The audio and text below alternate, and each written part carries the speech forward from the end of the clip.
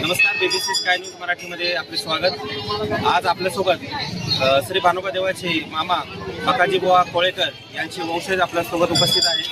आज यात्रेचा तिसरा दिवस आहे आणि तिसऱ्या दिवसानिमित्त श्री भानोबा देवाचे कोळेकडे पुन्हा एकदा प्रस्थान होणार आहे।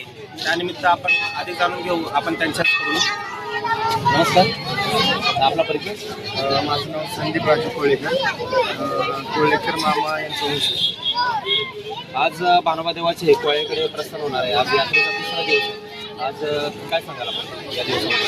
दरवर्षीप्रमाणे देवाची यात्रा संपन्न झालेली आहे।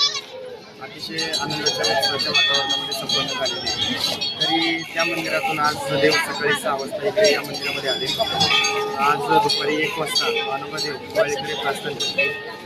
तरी भानोबा देवाचे कोळेकर मामा कुटुंबीय व कुशलगाव ग्रामस्थ यांच्यामध्ये आज दुःखाचं वातावरण आहे।